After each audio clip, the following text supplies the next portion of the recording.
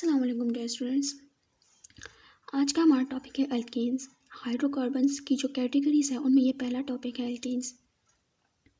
हम लोगों ने हाइड्रोकार्बन्स को क्लासिफाई किया था एलिसाइक्लिक एंड एरोमेटिक कंपाउंड्स में। फिर मजीद एलिसाइक्लिक कंपाउंड्स में अल्केन्स यानी कि ओपन चेन कंपाउंड्स आते हैं। अल्केन्स की अगर हम बात करें तो सबसे पहली प्रॉपर्टीज़ की ये है कि ये ओपन चेन कंपाउंड्स हैं। फिर ये स्ट्रेट चेन भी हो सकते हैं और ये ब्रांच चेन भी हो सकते हैं। अल्केन्स को हम लोग कहते हैं सैचुरेटेड हाइड्रोकार्बन्स। इसको सैचुरेटेड क्यों कहते हैं? क्योंकि इनमें सिंगल बॉन्ड प्रेजेंट होगा, यानी carbon carbon single bond present होगा। तमाम बॉन्ड सिंगल होंगे, सिर्फ कार्बन कार्बन नहीं, अगर कार्बन हाइड्रोजन बॉन्ड है तब भी वो भी सिंगल होगा। हमें पता है कि हाइड्रोजन एक ही बॉन्ड बनाता है।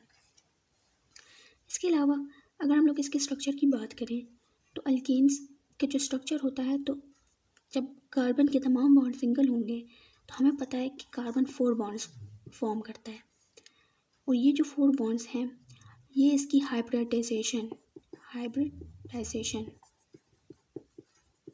की वजह से होते हैं। यानी ये sp3 हाइब्रिडाइजेशन करता है जिसकी वजह से ये 4 बॉन्ड्स बनाता है। ये टॉपिक हम लोगों ने चैप्टर 11 फर्स्ट ईयर में पढ़ा था, चैप्टर 3 में। उसमें हाइब्रिडाइजेशन का हम लोगों ने टॉपिक पढ़ा था, जिसमें हम लोगों ने sp3, sp2 and sp hybridisation पढ़ी थी, जिसमें हम पढ़ते हैं कि जो s ऑर्बिटल होते हैं और जो p ऑर्बिटल होते हैं वो तमाम आपस में मिक्स हो जाते हैं और नए ऑर्बिटल्स बनाते हैं, जिनको हम कहते हैं हाइब्रिड ऑर्बिटल्स। और ये जो नए ऑर्बिटल्स होते हैं, जैसे कि अभी हम देख सकते हैं कि जो s ऑर्बिटल होगा और जो p ऑर्बिटल होगा, ये दोनों एक दूसरे से डिफरेंट होते हैं, एनर्जी में भी डिफरेंट होते हैं, शेप में भी डिफरेंट होते हैं। s स्फेरिकल होता है, p की इस तरह से शेप होती है, लेकिन जब ये हाइब्रिड ऑर्बिटल्स बन जाएंगे तो इन सब की शेप सेम होगी, इस तरह की शेप होती है फिर इन सब की, इस तरह की, और इनकी एनर्जी भी इक्वल होती है। तो कार्बन sp3 हाइब्रिडाइजेशन करता है, एंड sp3 हाइब्रिडाइजेशन का मतलब है कि ये 4 हाइब्रिड ऑर्बिटल्स फॉर्म करता है। इस तरह हम कहते हैं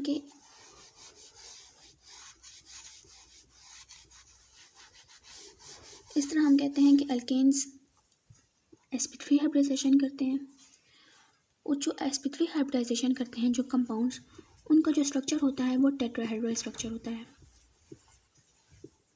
इसका मतलब है कि तमाम अल्केन्स का स्ट्रक्चर टेट्राहेड्रल होगा।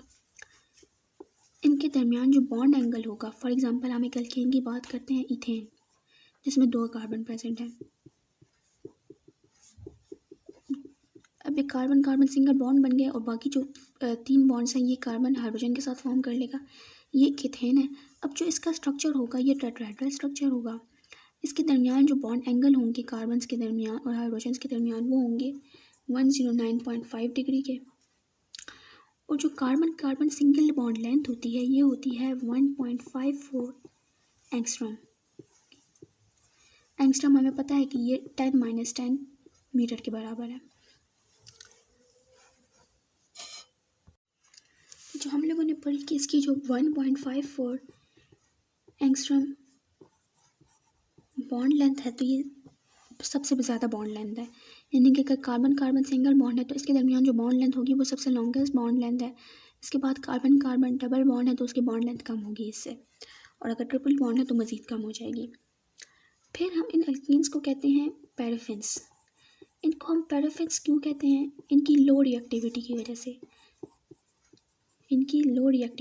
से, हम इनको कहते हैं पैराफिन्स, क्योंकि अल्केन्स के तमाम बॉन्ड सिंगल होते हैं और ये तमाम बॉन्ड्स इनके हाइड्रोजन से बॉन्डेड होते हैं कार्बन के। यानी ये कार्बन है, इसके तमाम बॉन्ड्स 4 हाइड्रोजन के साथ बॉन्डेड हैं। इसको हम कहेंगे मीथेन, जो कि सबसे पहला मेंबर है अल्केन्स का। तो अब ये कार्बन 4 बॉन्ड्स फॉर्म करता है, मज़ीद इसके पास कोई बॉन्ड नहीं है कि ये किसी और के साथ फॉर्म कर सके, तो ये अनरिएक्टिव होगा, यानी इसके लिए रिएक्टिविटी काफ़ी लो होगी। इसी वजह से हम लोग इस अल्केन्स को कहते हैं पैराफिन्स। अगर हम लोग इनके जनरल फार्मूले की बात करें तो इनका फार्मूला होता है CnH2n+2। इस फार्मूले के हिसाब से अगर एक कार्बन होगा, अगर n यानी 1 है तो H2 × 1 प्लस 2, CH2 1 2 2 2 4 यानी CH4। यानी अगर एक कार्बन है तो इसका फार्मूला होगा CH4 जिसको हम कहेंगे मीथेन। इसी तरह मज़ीद अगर 2 कार्बन होंगे तो उसको हम कहेंगे इथेन, अगर 3 कार्बन होंगे तो हम उसको कहेंगे प्रोपेन। इस तरह आगे इनकी जो क्लास है, जो इनकी अल्केन्स हैं, इनकी जो क्लासेस मज़ीद इनके आगे जो मेंबर्स हैं वो इस फार्मूले से आगे बढ़ते जाएंगे। यानी कि जितने ज़्यादा कार्बन होंगे हम उतना ही N लेंगे और उस हिसाब से हाइड्रोजन होंगे। अगले लेक्चर में हम लोग इसकी मज़ीद प्रॉपर्टीज़ पढ़ेंगे एल्केन्स की। अल्लाह हाफ़िज़।